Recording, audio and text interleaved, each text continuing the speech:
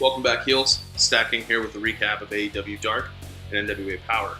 Now, as you remember, there is no episode of NWA Powerrr this week. They took the week off as they prepare for the Into the Fire pay-per-view, which is this Saturday, December 14th. I think it's on Fight TV. You can stream it live.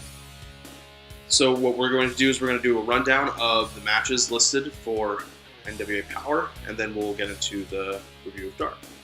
So for the pay-per-view this weekend, there are currently 6 matches. I don't think that they're going to have any last-minute additions to the card. Now, whether they want to book something during the show itself might be a possibility. I don't think so. They're using most of their talent for the card itself. So I don't know how many people are really left to have a impromptu match that is not currently advertised. So the matches are Question Mark versus Trevor Murdoch, Allison Kay and Ashley Box versus Melina or Thunder Rosa or Marty Bell, Eli Drake versus Ken Anderson, Colt Cabana versus Aaron Stevens versus Ricky Starks for the NWA National title, Rock and Roll Express versus Wildcards in a match for the NWA Tag Team title, and Nick Aldis versus James Storm, best 2 out of 3 falls for the NWA World's Championship. So I'm going to run down the matches and give you my predictions of what I think is going to happen. So let's start with Question Mark versus Trevor Murdoch. I think this is an easy one to predict.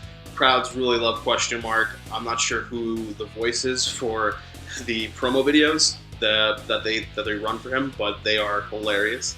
I don't know who the woman is, but she's got this great Eastern European gypsy voice that goes well with the air of mystery around Question Mark. I've seen some rumors that it's actually Josephus behind the mask, and the two of them, body-wise, it could be. But either way, I think Question Mark gets an easy win with his karate over Trevor Murdoch. Moving onwards, we have Allison Kay and Ashley Box versus Melina and either Thunder Rosa or Marty Bell. So the story here is what happened when Marty Bell lost versus how Ashley Box lost when they both went up against Allison Kay in singles matches.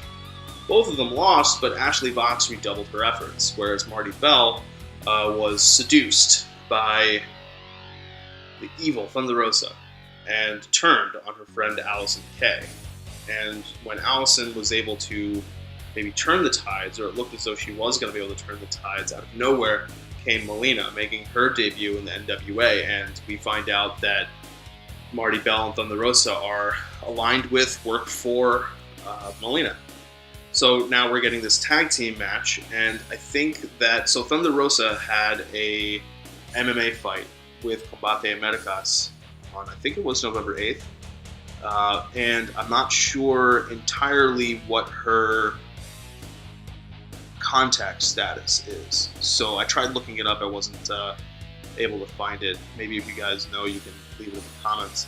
And if you're not aware, usually when you come out of an MMA fight, the sanctioning commission will put a bar on the number of days in which you can have contact. So, for example, it's based off of like injuries, just things that they do a full medical evaluation after the fight, and then they come out with their recommendations or their guidelines of what you have to follow. It's a recommendation that you have to follow. So, for example, it could be 30 days you can't have contact, so you can't spar with anybody, or 45 days, or whatever the case may be, to give your body time to recover from whatever it went through in the fight. So this would be a little over a month since that fight, and I'm not sure what her status would be. Also, I mean, wrestling is different than MMA, but I mean, if she's trying to make it in MMA, or at least be able to be like a 2-sport athlete, you don't want to upset any sanctioning commission fresh out the gate. So I think that it's not Thunder Rosa, but Marty Bell. Marty Bell also has the more compelling of the 2 stories. She's the one who turned against Allison Kay. But I think it's nice that they're leaving it up in the air. Like, there's a bit of, what's going to happen? Who's it going to be? From the perspective of an in-storyline thing, it's the heels playing mind games on the faces, and that's always good. So I think it's Marty Bell, and Melina, and I think they pick up the win. This way, you have Marty Bell can get another match with Allison Kay, and now Melina also can get a match with Allison Kay. Now, granted, Allison Kay was ready to give Melina a match, but I don't think that. I mean, Allison Kay was in street clothes when she laid down the challenge. I don't think that the title would be on the line. And if you're the heel, you're not getting in the ring with the face unless the title's on the line. Because why else would you do these sorts of things, right? So I think that Melina, while she was able to while she could have gotten a match if she wanted to, much rather have a title match at a date and time of her choosing. So next, we've got Colt Cabana, Aaron Stevens, and Ricky Starks. To me, the story here is a bit more about Aaron Stevens and Ricky Starks than it is really about Colt Cabana. Colt's kind of just caught in the middle of these two, to me. Ricky Starks is that cocky, athletic, self-assured heel. Aaron Stevens is the thespian, kind of smarmy heel, the smug heel. So it's both have that level of cockiness to them. It's just different ways of expressing it. Aaron Stevens also has the ability to, with his character, portray it a little bit differently, mention different things, use different verbiage, all that kind of fun stuff. And he can also get very cheap heat because he comes out with question mark. Crowd loves question mark. They're doing that reverse of when he was the one being cheered when it was Damien Sandow and The Miz. So I think actually this will be our second time of the night seeing question mark. That's why I put the question mark match first, because it also is a great way of just starting off the night. I think Cabana pulls out the win because I think there's going to be levels of, it's a triple threat, anything can happen, but I think Cabana is going to be able to pull out the win. I'm not sure who he pins. If it was me, I'd say that he pins Aaron Stevens, so we can get a Colt Cabana, Ricky Starks singles match down the line with Ricky Starks saying, you didn't pin me, and Cabana's like, well, okay, you got a point there. I'm the face. I'm the fighting champion. I'll put the title on the line, and that's a nice TV main event for down the road for season 2 of NWA Powerrr. So next is Eli Drake and Ken Anderson. This is a really nice match, I think, on paper. These two guys are old hands in the ring. They definitely know. I know they know each other from Impact days. I don't remember off the top of my. I don't think Ken Anderson was with the company when Eli was on top as the Impact World Champion. I think he had left by then after the Aces and Eights thing. But this match is interesting because it also ties into Cabana. And it ties into James Storms and Nick Aldis because it's all that upper tier main event level storyline that's going to happen. So here I think that Eli Drake does pick up the win. I think he picks up the win because he needs more of the momentum. I can also see that's the thing. What's interesting about this match is I can also see Ken Anderson picking up the win because Ken Anderson's the face. Eli attacked him from behind. But it leads. I think it depends on what you feel happens in the main event. Because if Aldis pulls out the win, then you have Eli Drake there ready to challenge him. If James Storm pulls out the win, you have Ken Anderson there ready to challenge him. So I think you could have a situation where Ken Anderson wins. You can also have a situation where Eli wins. I know I said earlier, just a few moments ago, that Eli wins, but I think actually, because of how compelling that main event story is, if James Storm wins, I'm gonna say that Ken Anderson will win the match.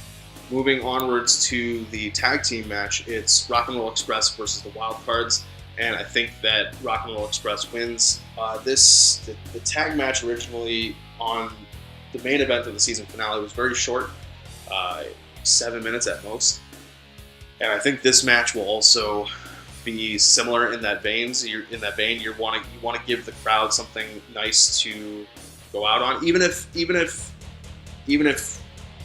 I'm wrong about Aldis and Storm, and it's Aldis who wins because I'm picking James Storm. But either way, Rock and Roll Express, you can give them the win because they have that built-in pop with the crowd. Crowds are just waiting for them to win. Crowds are really always behind them. And you heard the pop when you watched the season finale. Imagine that pop when they're able to retain against the Wildcats. So, in the main event, it's 2 out of 3 falls. I was going to say all this before, saying James Storm, because of the presence of our special referees. We have 2 referees. One is Brian Hebner, chosen by James Storm, and one is Tim Storm, no relation to James Storm, who was picked by Nick Aldis. Tim Storm, as you remember, is a former NWA World Champion. He lost the title to Aldis originally, and then Aldis lost it to Cody at All In. Aldis picked it back from Cody at the 70th anniversary in a 2 out of 3 falls match, establishing the precedent of 2 referees, 1 for each fall. So they know each other. They know each other very well. And when Tim Storm had a chance to regain the NWA World Championship, he put on there that they were able to add the stipulation that if he lost, that he would never be able to challenge for the championship again. So he loses, and he's kind of in this downward spiral since then. With him losing, he allows other people to start kind of sneaking into his ear. He thinks about retiring. Eli Drake is trying to convince him not to retire, but Eli Drake also, we're not sure what his motives are, because originally it seemed as though he was doing the honorable thing. He was telling Tim Storm not to retire because, why would you? You've given so much to this business, but there's so much more for you to be able to do, even if you're not able to go after the world title. There's still the tag titles, there's the national title. So I think this is a situation where Nick Aldis is finally Nick Aldis, while he is a face, has a level. It's an interesting situation because he is a face with the level of cockiness and smugness of a Ric Flair. He knows he's good. He knows he's the best in the company. And he's not afraid to let people know it. And I think this is a situation where he's finally bitten off more than he can chew. Because he was talking to Tim Storm and telling him not to trust Eli Drake. But Eli wasn't telling Tim anything. He wasn't necessarily steering him wrong. Now, yes, down the road, Eli Drake attacked Ken Anderson. But that doesn't mean that what he was saying to Tim Storm was wrong. It may have been self-serving, but it wasn't necessarily wrong. So we don't know whether or not, what really is the status of the relationship between Tim Storm and Nick Aldis. On top of that, we don't know what's going on with Camille. So Camille, they were referencing the fact that Camille does not speak, and they started that as an angle, and Nick was getting very upset about it, very defensive about it, saying that he lets Camille speak, but if Camille doesn't want to say anything, that's not on him. So they have a segment where James Storm is cutting a promo, and Camille comes out and whispers into his ear about something. The previous week, she came out and kind of interfered in the match that allowed Cabana to pin Storm to win the title, the national title. So there's a little confusion as to why Storm would be willing to listen to Camille, but whatever it is that Camille said to him, whispering in his ear, because we're not able to hear the voice on Powerrr, that's the kind of the gimmick. Whatever it is that she said to him, it's very interesting to him. And it was important enough for her to want to say it to him live as opposed to back. So we can only imagine what it is that she's telling him. but it's going to have some kind. It has to have some kind of bearing on the match, and I think it has something to do with Tim Storm. I think that he picks Brian Hebner because he knows that Brian Hebner will fall the match down the middle. And I think he picks. I think knowing that Aldis is going to pick Tim Storm, with Aldis not knowing that Tim Storm is willing to betray his friend. This is a situation where you can get another Tim Storm in Aldis match after Nick Aldis has lost the title. I think that Hebner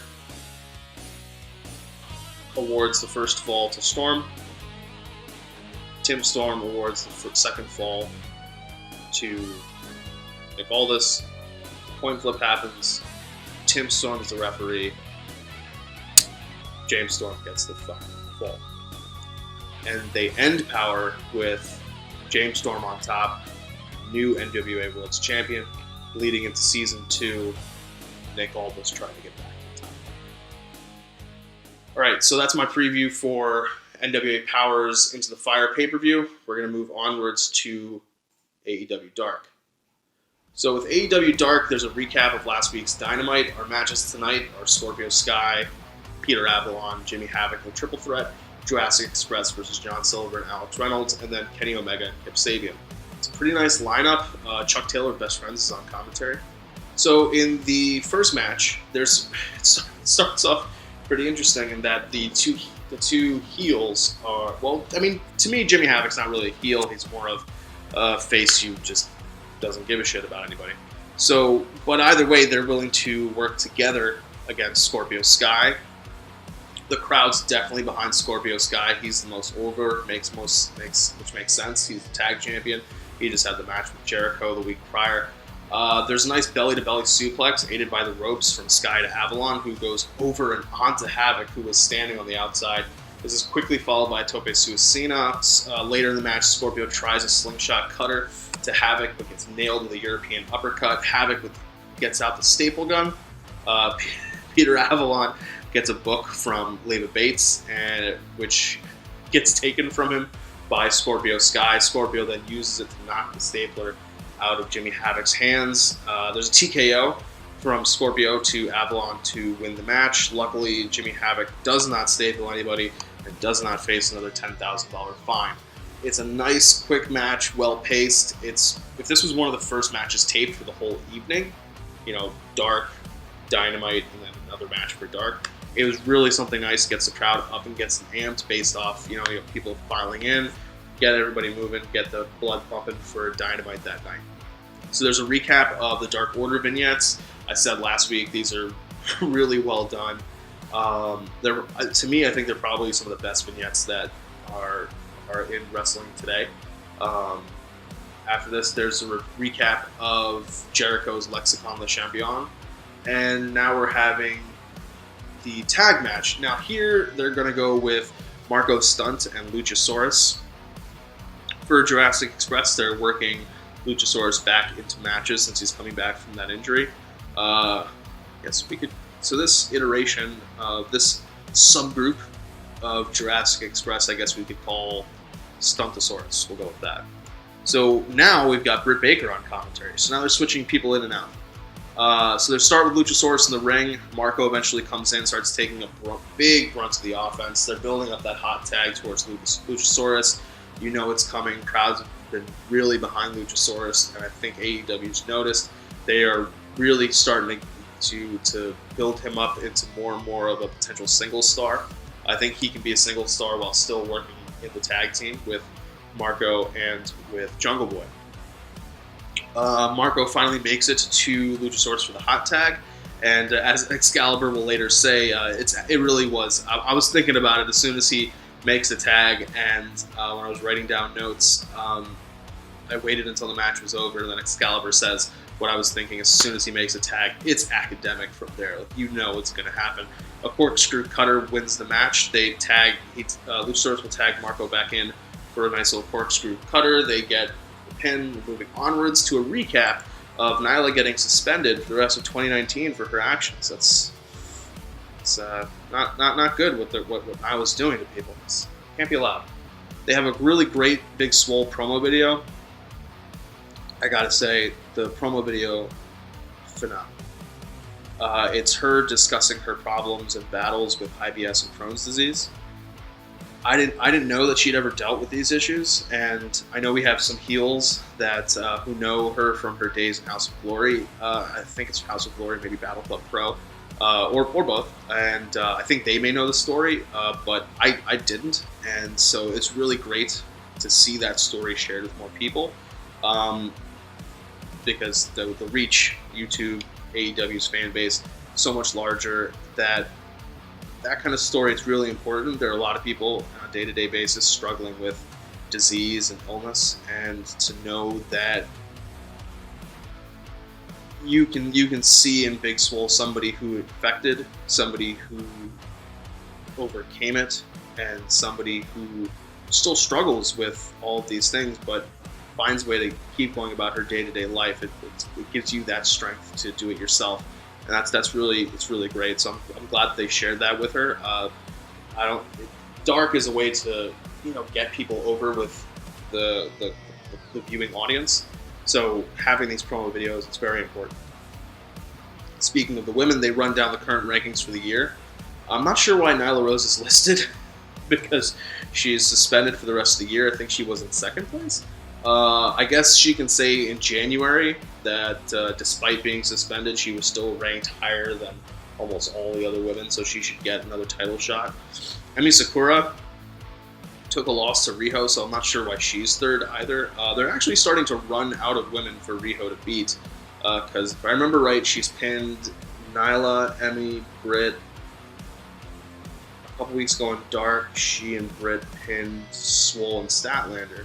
So they Hikaru Shida, I don't think she's pinned Hikaru Shida yet, but almost everybody on those rankings, Riho's beat. So they gotta figure something out with the women's division. So there's a really great promo from the trailers room from the Doctor Chris Daniels about him and his injury from the match with Pentagon. I will say that he botched that move, but they're trying to take coal and turn it into a diamond in short fashion, because they're running with the he came back too early from injury, and that's smart. That's the best thing you can kind of do from that. There's a promo video from the Bunny the Butcher the Blade, and then there's a recap of Cody's attempts to get a match with MJF. And now Penelope Ford is out with Kip Sabian for our main event. The main event of Dark is a really great back and forth match. Both of these guys are great in the ring. Kip shows he can hang with somebody of Omega's style, Omega's level, pedigree, caliber, whatever word you want to use to describe how great Kenny Omega is. Kip's trying to prove to all of us that he is up there, or he is damn close.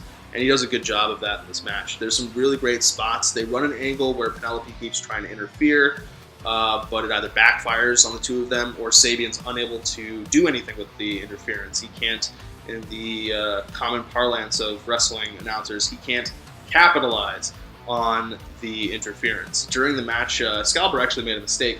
He said this was the first time they faced each other. Chucky T had asked if they'd faced each other. But they were in a six-man against each other. With Kenny was with the Bucks, and Sabian was with Hybrid 2. So this is the first singles match, but that wasn't exactly what Chuck was asking. And it's interesting because these two show they had really great chemistry. They showed as though they haven't had, I think before the six-man match, I don't think they'd had a match with each other ever. But despite this being their second match of any kind, they showed, to me at least, really great chemistry in ring. They working well with each other for different spots. Kenny wins with the one-winged angel, as he should, and that's Dark. So Dark is kind of an interesting realm of AEW for me. I'm a fan of Dark in the sense that I like what they're trying to do to get people over. I think that's very important to build future stars. But I'm interested in seeing something other than expected finishes. Scorpio won because Scorpio should win. Maybe you can make a case for Jimmy Havoc winning, okay, but ultimately you're expecting Scorpio to win. Jurassic Express wins as well, but between their match and Kenny and Kip Sabian's match, I kind of never doubted the finish. At least with that triple threat, there was the possibility of Havoc picking up the win. It'd be interesting to have a surprise finish on there. I know that's a little difficult because these matches are filmed almost a week before they air. They're filmed before prior week's Dynamite. But I think if they could find a way to add an element of surprise to the show, that would be really interesting. Because to me,